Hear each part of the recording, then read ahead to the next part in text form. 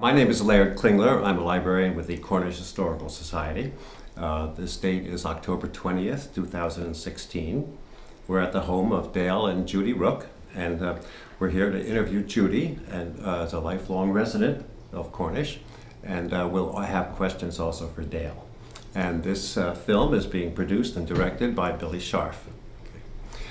Judy, thank you for inviting us, Dale, to your home. More than welcome. Tell us about, if we may ask in the beginning, where and when were you born? I was born in Windsor, Vermont in December 1938. 38. Now, when did your family move to Cornish then? To my knowledge, it was around the end of 1937. And we lived half a mile up the road for a year and a half to 2 years. And in 1940, we moved in the house next door. There's a large home next door. Mm-hmm. And then And I grew up there. Then when you got married, you and Dale built this home? We lived with my folks for the first year we were married while this home was being built for us. I see, Yes. I see. Yeah. Your dates do correspond with your early parts with World War II. Mm-hmm. And we always like to ask people with memories, of World War II. Could you tell us some of the things you might remember about that? Well, being only 5 years old, I was born in 38, but that was December 38, so you can't really count that as a year of my life. So being only 5 or 6, I do remember churning the butter because they gave you little packets of color to put into lard, and we took turns, us kids. I have 5 siblings, and the kids, we'd take turns churning the lard to make it into what it looked like butter. It was still lard, but it was yellow, so that made the difference. And I remember my parents having coupons, The what, gas rationing books, coupons and rationing books. And otherwise, I do remember them being glued to the radio in the evening to hear all the goings on of the war and the fact that it was getting close to the end and how excited everybody was. But that's basically. And when the war was over, do you remember celebrations? I remember celebrations and everybody happy, but war didn't really mean a lot to me. I didn't know what a war was, sure. Basically. Living in the country, you don't get a lot of things that city kids get, Now, just a little bit about your parents, how they ended up in Windsor first and then coming here. Did they were employed in Windsor initially? Or?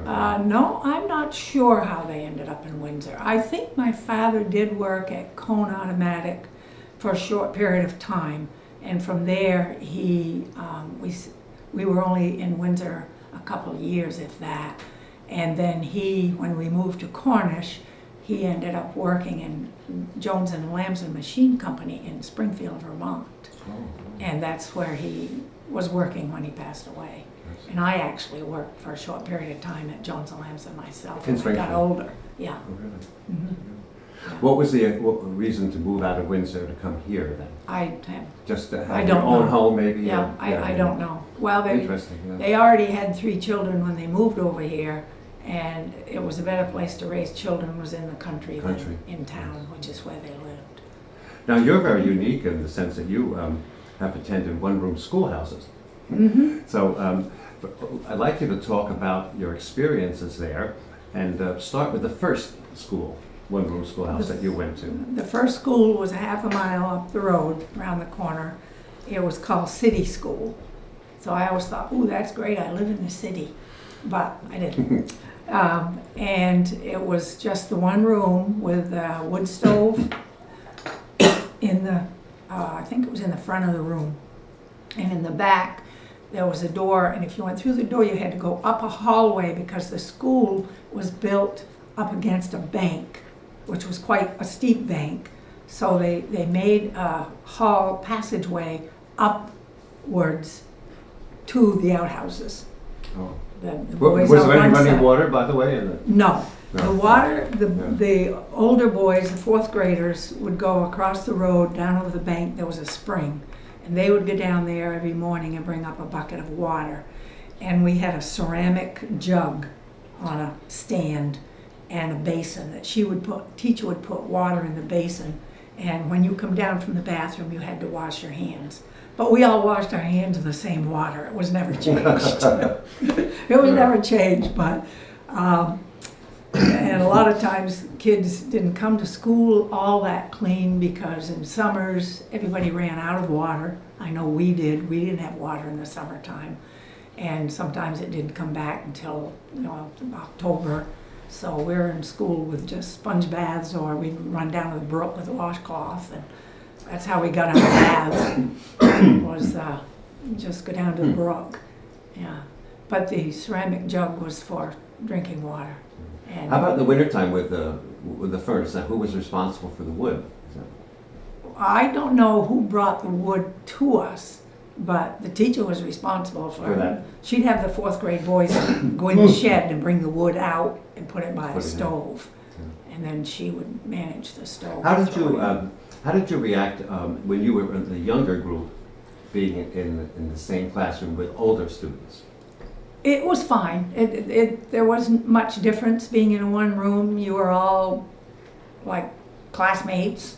I was in the first grade, my sister was in the second grade, and my brother was in the fourth grade in the same school at the same time. So family was there, and I do remember the first day of school. I didn't want to go, and my mother took me up, and I cried because we had to walk, we didn't have a bus. I cried and cried and cried, and the teacher said, I can't have her stay here if she's going to cry. So my mother says, okay. So she brought me home, she plunked me in my brother's high chair, and she said, when you're ready to go back to school, you let me know, because you're not going to stay home today, you're going to go to school. You can cry all you want, you're going to school. So I figured I might as well stop crying, it wasn't going to help, and she took me back to school, and I was fine after that. Tell me a little bit about punishment, for example, at that time. Of course, today things are different in school. Did you have your knuckles wrapped or things like that? If you were bad? Today, that teacher would have been thrown in jail. She did use the ruler on the knuckles. She grabbed the boys more than girls. She'd grab them right by the neck right here and shake them. And she would literally grab them by the ears and pull them out of their chair and shake them, and then throw them back in the chair if they misbehaved. And I do remember my brother, of course you could not chew gum in school. And Mrs. Kidder would always say... Was that you, Marjorie Kidder? Yes. Oh, yes, yes. And my kids had her for first grade too. But that's how long she was there. But she would always say, if you don't have enough for everybody, you can't chew gum. Well, my fourth grade brother, we managed to get, my uncle used to bring us a carton of food each weekend from his wholesale grocery store that he owned, because there were 6 of us kids to feed. And one week he brought chiclets, gum. They were gum in a box, they were called chiclets. I think they still sell chiclets. And so my brother filled his pockets and took them to school. And the teacher told my mother after, I think I should have known better. He chewed like he really wanted me to know he was chewing gum. And she said, Lauren, if you don't have enough for everybody, you have to throw your gum away. So he got up, took out the chiclets, and offered her the first piece. And she had to chew it. And this is Marjorie Kidder. Yeah, she had to chew it. She was worried to death a superintendent would come in. But I always thought it was real funny. She had to come through with what she'd promised. You know, I did ask you before we started, just if people were curious about the location of the school. It is at 628 Townhouse Road. Yes. People want to see what it looked like today. Now, the second school that you went to, why was there a second school? Well, there was only 4 grades in each room. Oh, I see. Different schools didn't all have all 8 grades. So the first 4 years I went to city school, and then I got to ride on the bus and go to Chadbourne School. Chadbourne School. And down this is on Route 12A. 1048 12A. Yes. Just south of the Chase House, right? Yes. Right. I wanted to see that. Yeah.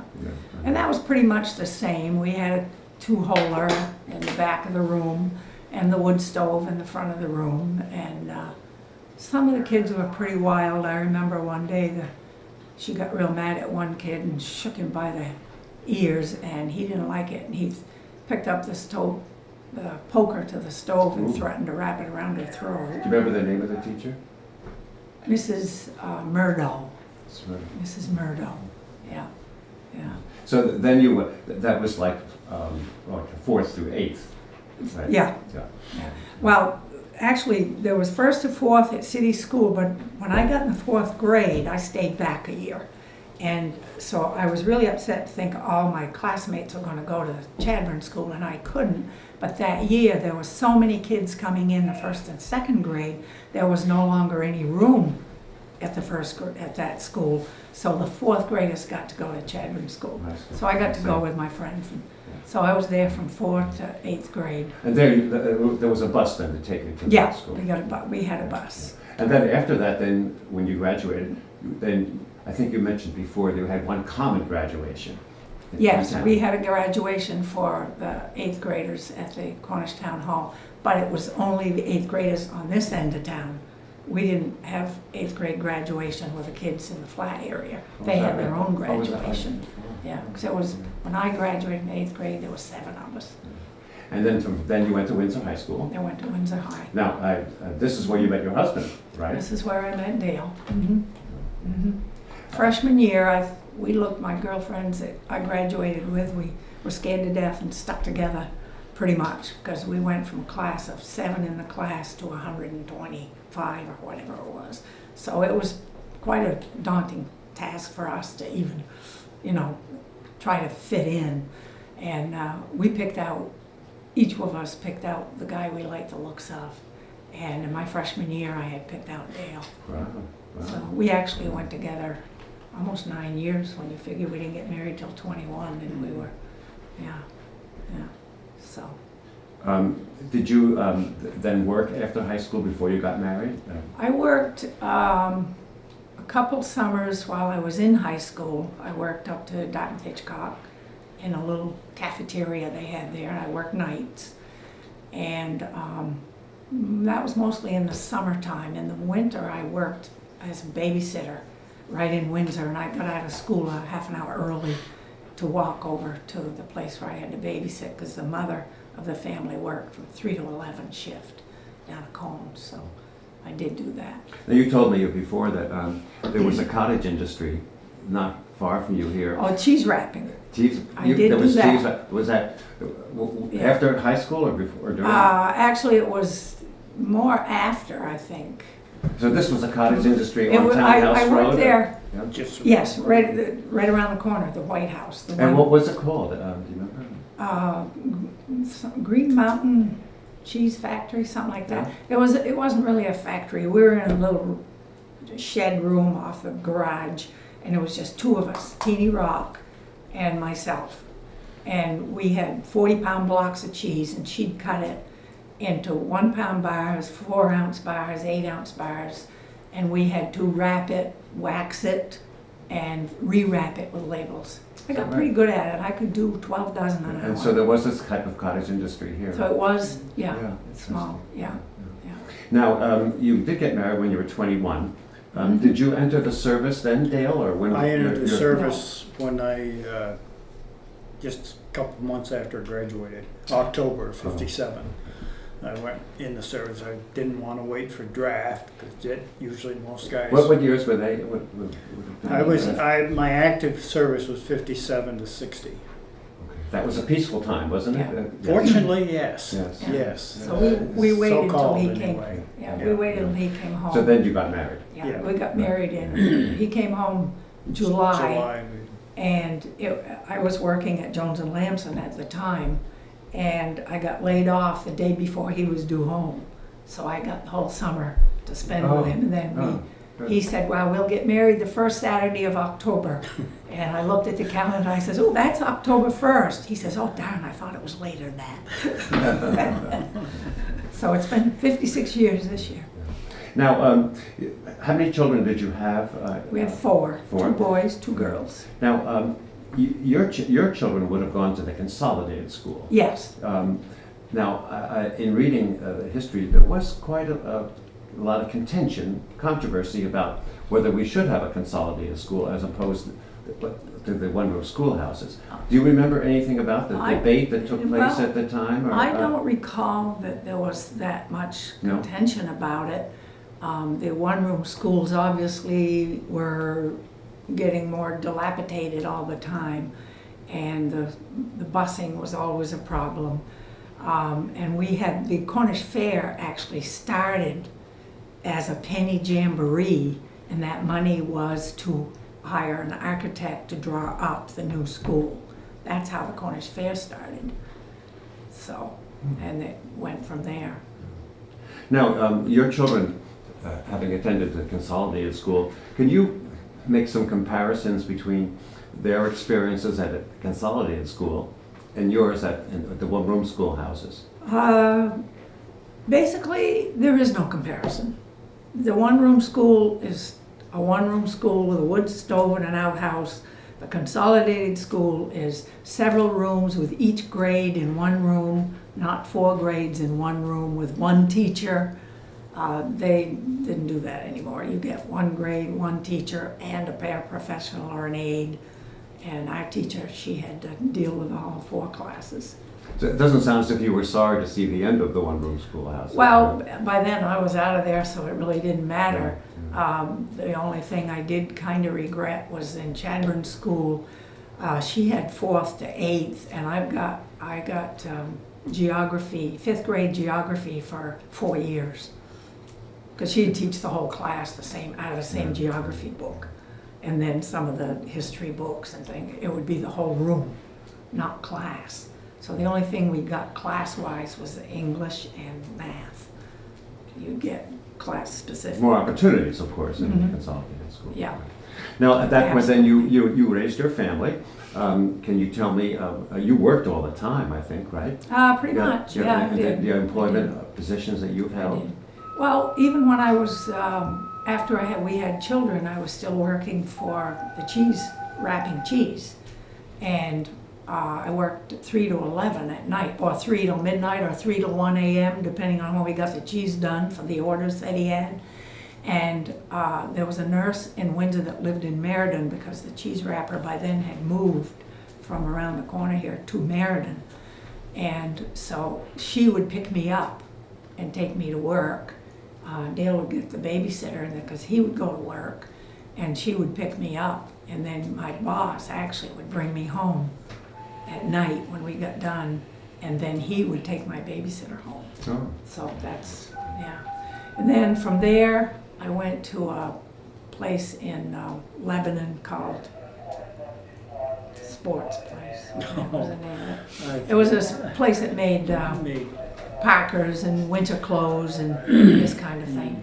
And I did go to work there. And I worked there 2 years, and the whole time I worked there, I got off from work. We worked 10-hour days and only a half a day on Friday.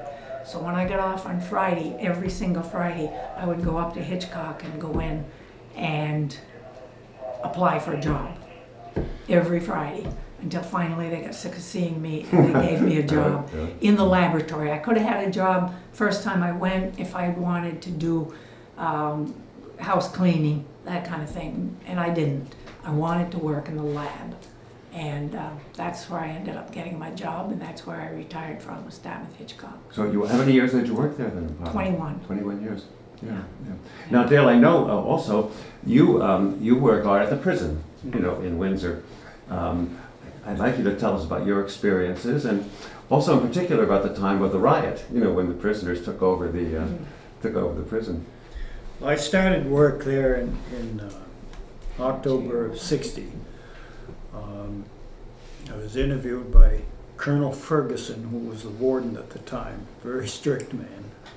And personally, I didn't think he was going to hire me because of the way I answered some of the questions that he asked, but that was all right. But I didn't any more than get home when the associate warden called and said, "When can you start?" So I said, "I guess I must have made points there." But anyway, I worked days for a very short time, and we were designing the house. Her cousin was going to be the architect, the builder. And so I applied for the night shift, which was a 13-hour shift. So it made me available during the day here to work here with him and do that stuff. And so most of the 12 years that I was there, I was on the night shift, going at 5 at night and hopefully come out at 6 in the morning. That didn't always happen because there was always an inmate or two that had ants in his britches or something, you know, going on. We did have the normal disturbances that you get in any prison. This being a state penal institution, the inmates are all inmates who have been sentenced to a year and a day or more, including life. We had one gentleman that was they called a double lifer.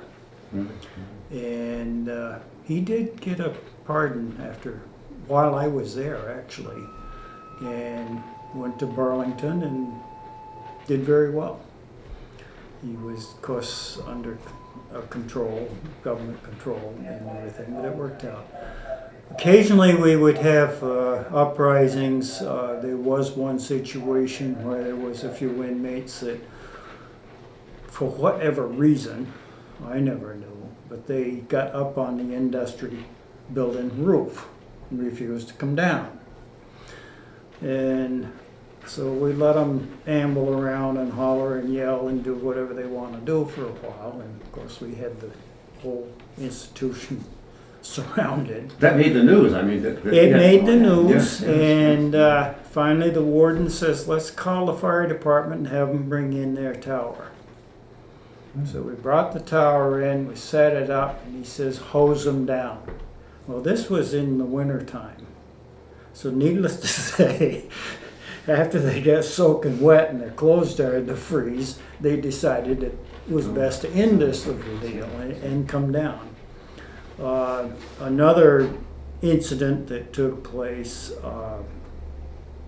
there was an actual escape while I was there. Some inmates got hold of welding torches and cut out a couple bars on the windows and escaped and came across the river into Cornish.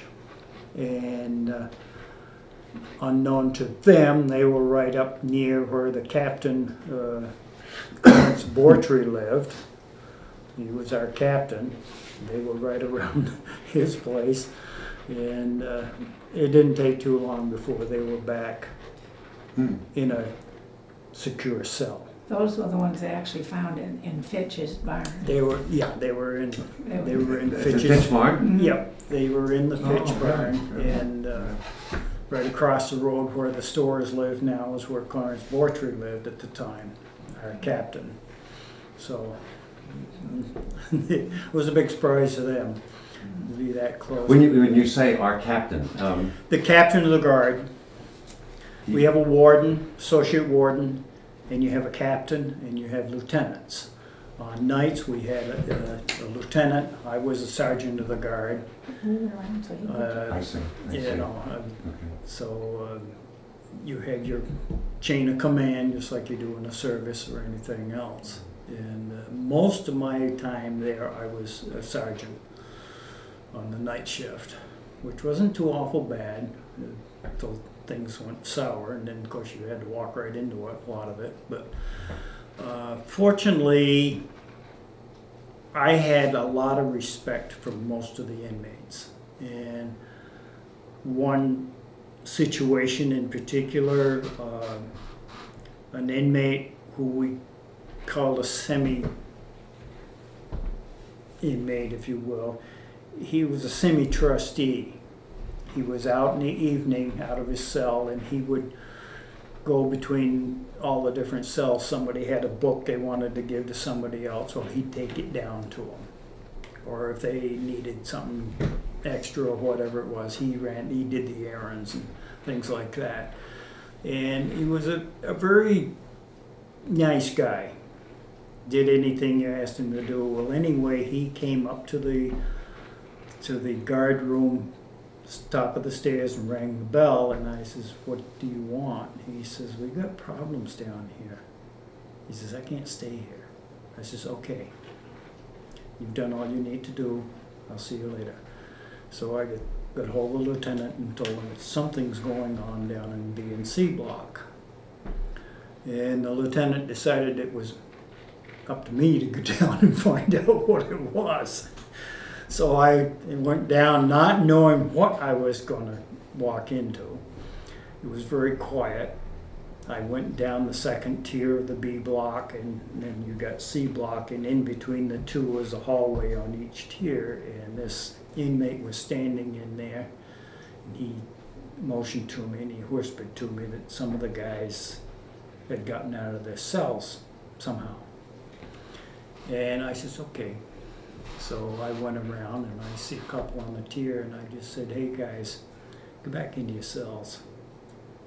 And they just looked at me and said, okay, Sarge. And I went up on another tier, same thing. And I think it was 6 or 7 that were out. Wow. And what had happened in the evenings, the guys were allowed out of their cells to take showers.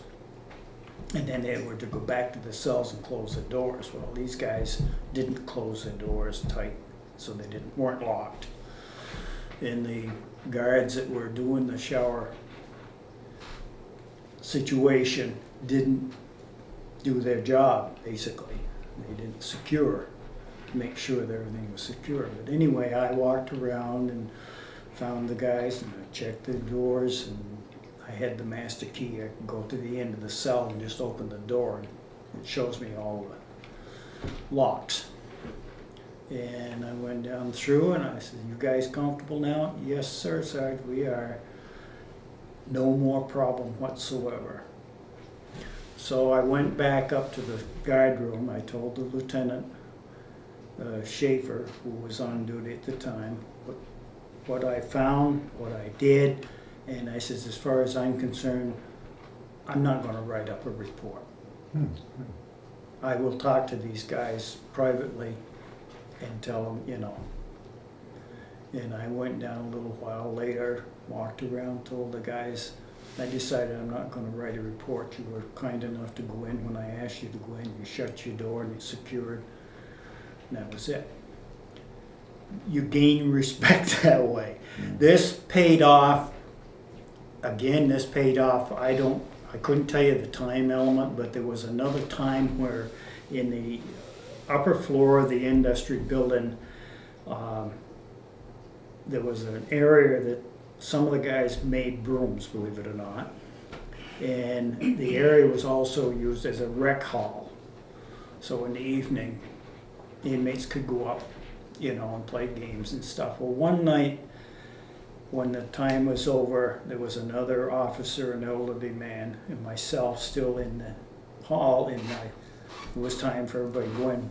All but about 6 of them left and went back to their cells, across the yard and into the blocks, and there's these 6 just milling around.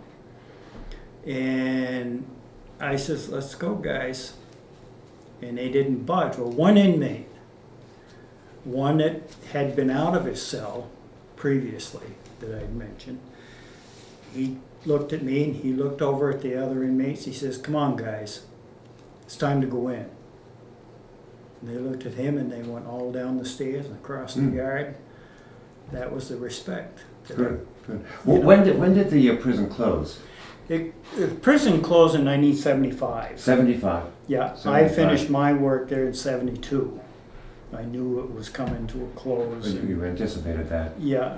Is that when you went then to Dartmouth Hitchcock? No, I went to Claremont Lithchem that no longer exists.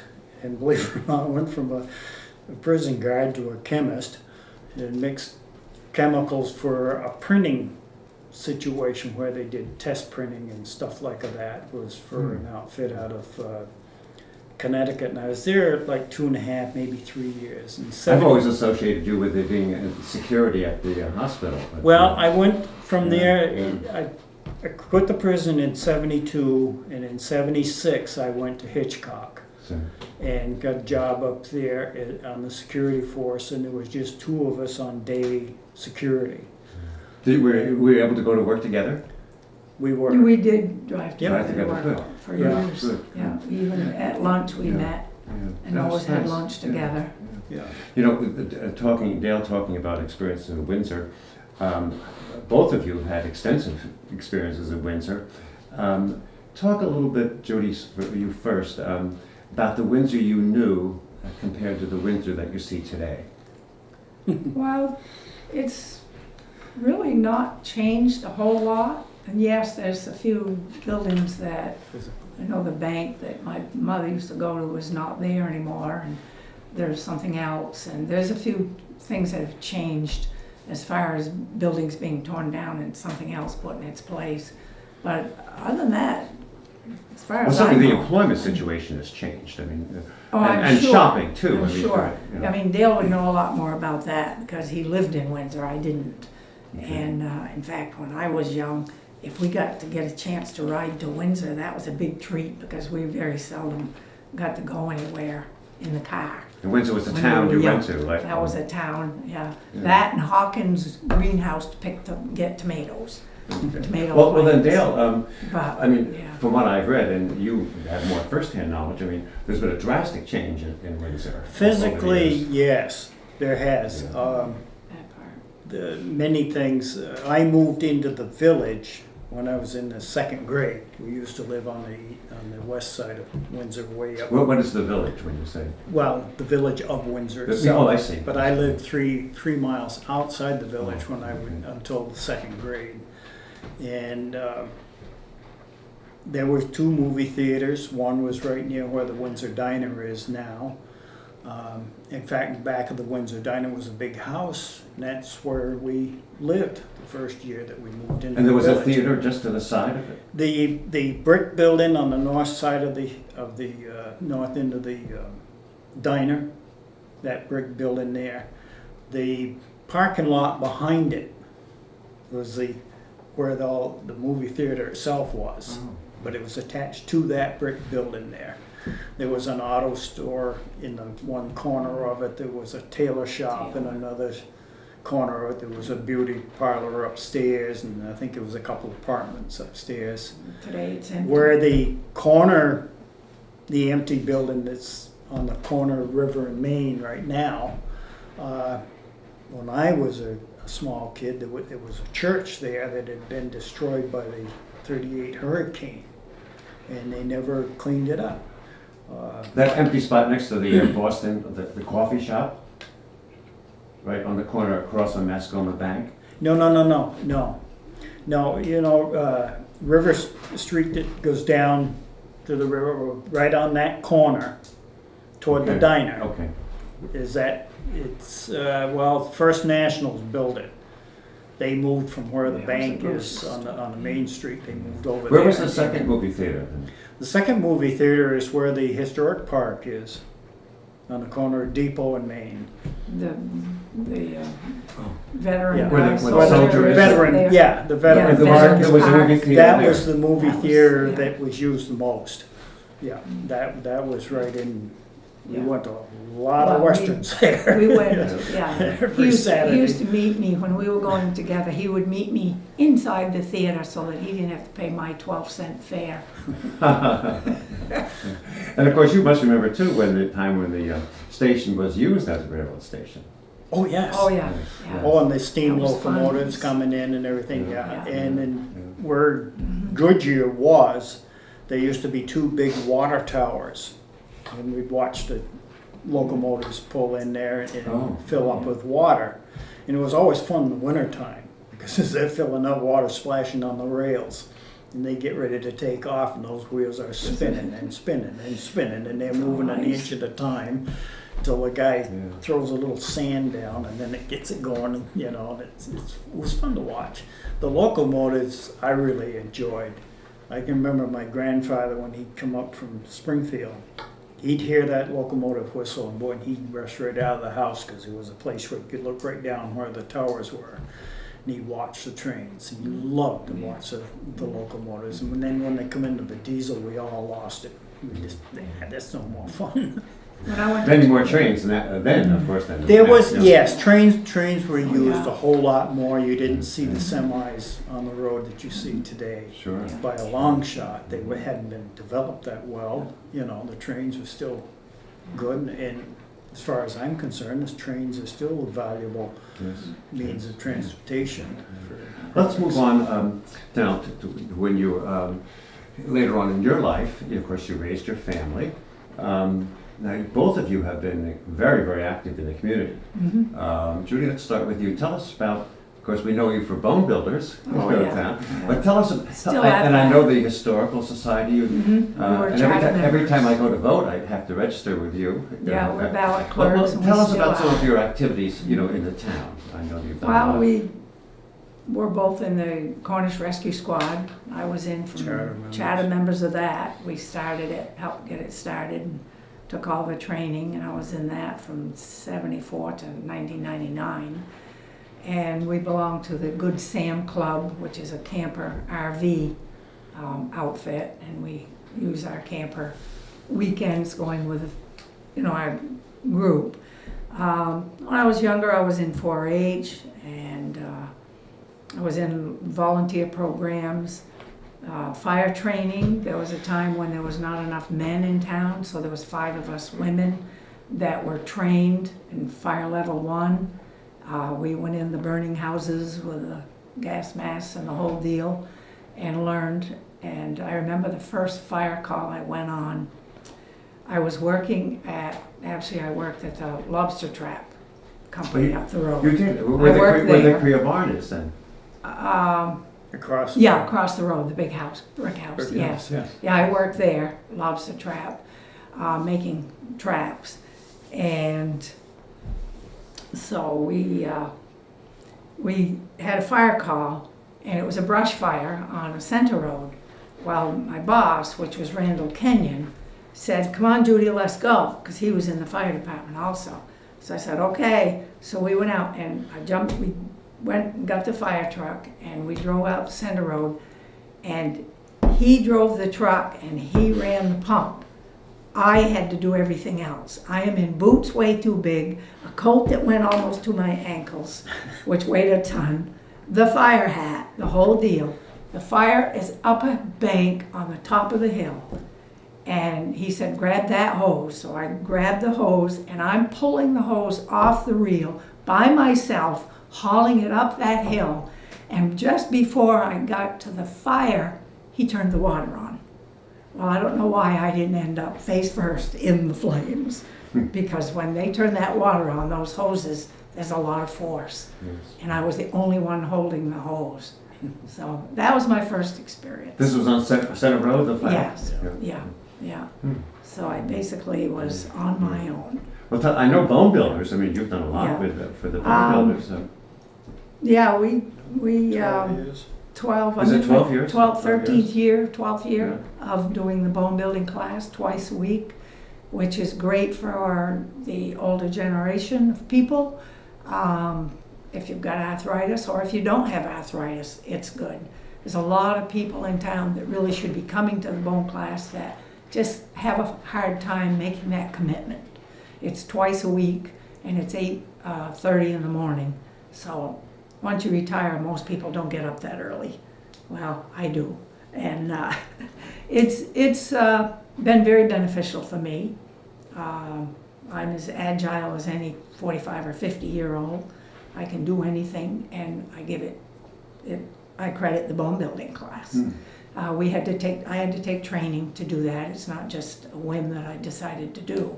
I volunteer with the RSVP in the volunteer center out of Lebanon. And so we do that. I helped run bingo for the 13 years that we had bingo. I managed the kitchen, did all the cooking, and I also played bingo because I loved it. But I took care of all the kitchen and most of the cooking and did that for years. And that benefited the fire department. All the money went to the fire department, Yes. yeah. And I was in the ladies auxiliary for over 40 years. I was president at one point. I've been secretary. I've been everything but the treasurer in the auxiliary. And we did a lot of, we used to, at one time, we needed new hose. And the women, the auxiliary, we went door to door, knocking on doors, and asked if they would donate a few dollars for a foot of hose. And that's how we got a new fire hose. So the town, this town, in all my years, and I wouldn't live anywhere else, is always been a town of volunteers, people that will help their neighbors. And they still do. There's always people out there helping their neighbors, doing what they can, as you well know, helping with what you do and the neighbor to neighbor group, which we've been involved in. Was it 5 years ago, Dale and I got the volunteerism award for Sullivan County. Yes. From all our volunteering for things. Got to meet the governor, and they went through a big deal about Didn't that. you get a tour on Lake Sunapee, didn't they? No, Wasn't that that part of wasn't that? that. We went on Lake Sunapee with the senior group. Senior group. Okay. Did that. That was a thing for seniors. And of course now we have the senior meals once a You month. have been. and- I know the Historical Society too. You've been very active in the I'm Historical a charter member of the Charter Historical member. Society, Charter member, and yeah. we've done a lot with the Historical Society as well. And of course, younger, I was in 4-H, and then helped my mother. She was a den mother with Cub Scouts, so I helped out with the Boy Scouts and the Cub Scouts, and Have been very active. I have done a lot. I wanted to ask Dale. I found it very interesting to learn that Dale was once a constable here, in Cornish.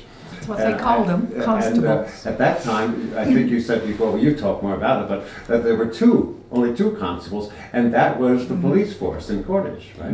It was. Most your small towns, that's how they started out, was with 2 constables. If the phone was available, one was to back up the other one. You didn't have radios, you didn't have guns, you used your own vehicle, didn't have a uniform per se.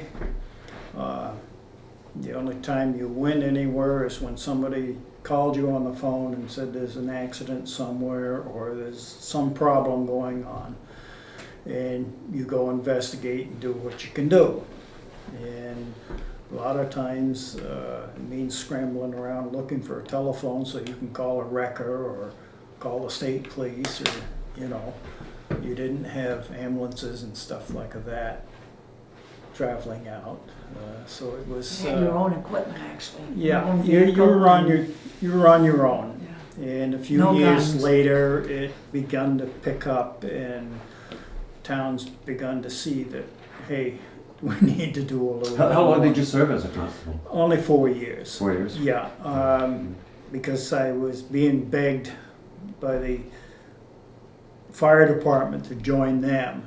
And in '69, I joined them. I had been going to fires every time there was a fire because I'd go to direct traffic as a constable. So I was involved one way or another, and I'd rather fight a fire than direct traffic. And so I joined the fire department and was with that for over 40 years. The last 25 years, I would say, close to anyway, I've been a deputy warden for the state of New Hampshire, where I'm one that you call if you want a burn permit to burn a brush pile or whatever. And as Judy has said, we've been volunteers from way back. Even before I come to Cornish, I was in scouting. I was an Eagle Scout. I earned 2 palms that went. You were an Eagle Scout? I was an Eagle Scout, Yeah. yeah. And so we did a lot of volunteering then. I had paper routes all over Windsor. But constable in Cornish was my first start, I guess. And then we were charter members, as she said, of the Historic Society. And the rescue squad. Rescue Squad, we were charter members of. I was in the rescue for 25 years. And we had to take a 71-hour course in emergency training Yeah. for that, so it was quite involved. Yeah. Yeah.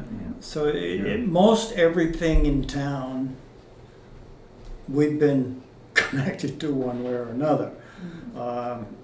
I'm still on the conservation committee. I'm on the zoning board, have been for years.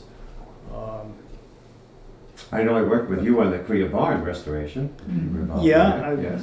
volunteered on the barn. I thought it was a lot of fun. I learned a lot. The guys I was working with were great guys, because if I'd asked a question, they'd stop and answer it and show me what was going on. And it was fun because George Edson had that little mini backhoe machine there, and I got to play with that, and he got to As I watch recall, it. you were the operator for that. I was Yes. the operator. He didn't want anybody else to touch that Yeah, thing, and yeah, it was yeah. fun to work around the foundation and everything with that machine without tipping anything over, and still dig out, and actually got in under the barn to dig it down deeper so you had headroom. We didn't have much headroom in there Sure, I know, I remember to start that. with. You know, your comment just about being constable really leads me to the last question I wanted to ask you. It doesn't sound at that time as if there were was a lot of crime in Cornish. Not that there's a lot today, but of course there is some crime today. There's more Now- because of drugs. And Yes, drugs. Now, I wanted to ask you both, you know, you've lived here so long. I'd like you to make some comparisons, past and present, where you think things are better, where you think things might be worse. You spoke about volunteers. You know, this has always been a volunteer community. It is getting harder to get volunteers in Cornish because both people working, it seems to be less opportunity for that. But give me your reflections on Cornish past and present. Well, I think one of the problems now with getting volunteers is 50% of Cornish is now seniors. We've been there, we've done that, we've done it all for years. The other 50% are newer people in town. I mean, there's very few of us left that have been here all our life. There's a lot of new people. They come in from up from Connecticut, Massachusetts. They've lived in cities, and they don't. What do you call those people?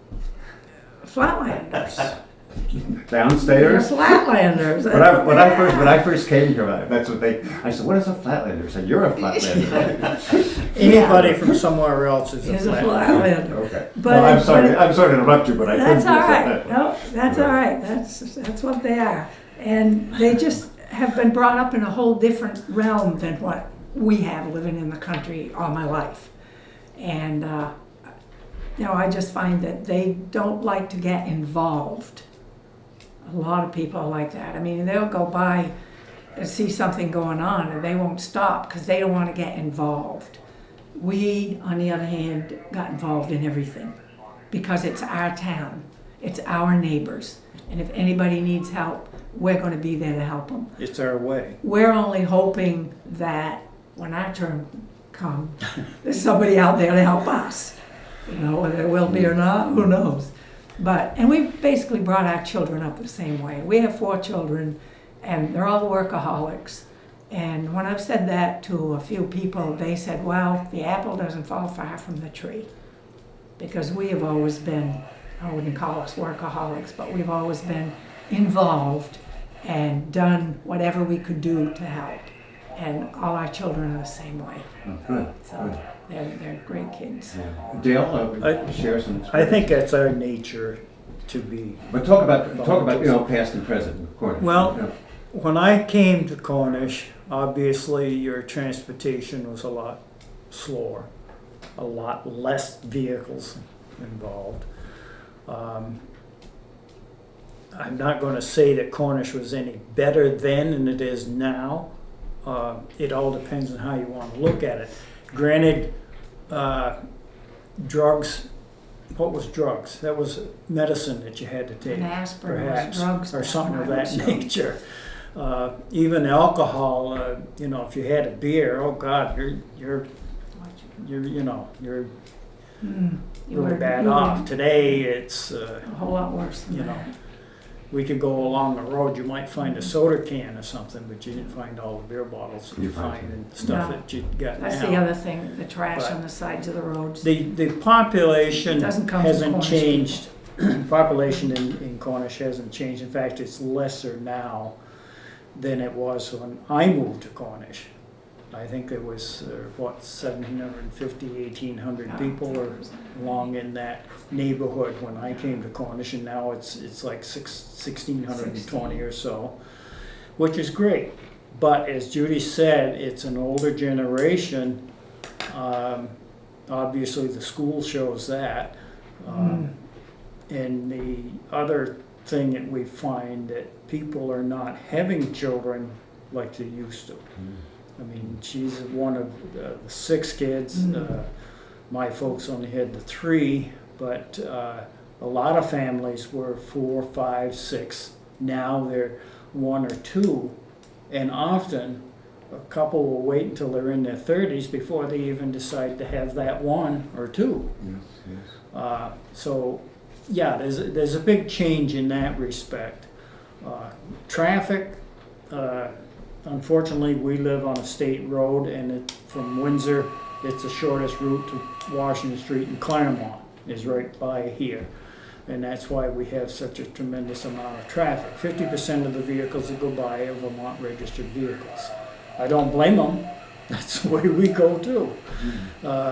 Before Washington Street was developed, you never had that traffic here. You go down to Escutney and go into the Claremont, Tremont area, you know, and So traffic hasn't definitely increased. Definitely. it has definitely increased, not only because of Claremont, but because there's so many more vehicles on the road, period.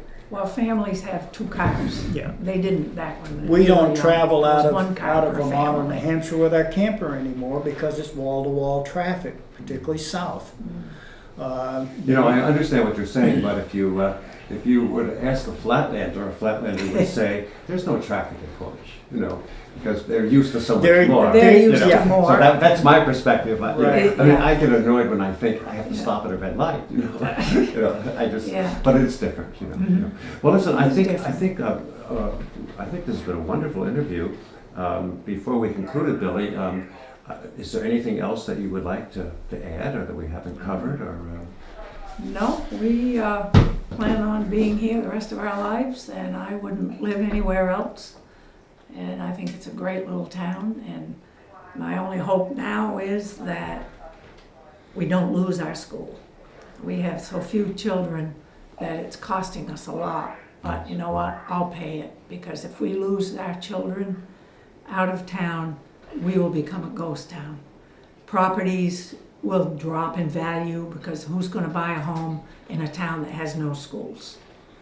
And Dale, that's I'm my sorry. biggest worry. Yeah, well, there is disagreement about that, but yes. I- Dale, I think that the schools will pick up slowly. I do too. You know, it's one of those slumps we've gotten into, and and we're not the only town that it's happened to, but people are realizing what's going on. There are new people coming into town. Our immediate neighbor just up the road have a little New baby. new baby, you know. Some friends of ours out on the center road have got a youngster that's getting to school age. A young couple that's just engaged, bought a house just down the road, so hopefully they got one. You got one. So, you know, yes, it's gonna come back, and like Judy says, it would be a crying shame to lose a school, because it would affect the town in a Big way. big way, many ways. Because even if you could do something with the school other than use it as a school, and then you get the kids all back, it's going to cost them a whole lot more to refit the school back to what it has to be, okay. you know, for Well, the school. listen, well, thank you very much, Billy. welcome. I think we're about ready to conclude then. Thank you for inviting us into your home and for sharing your insights.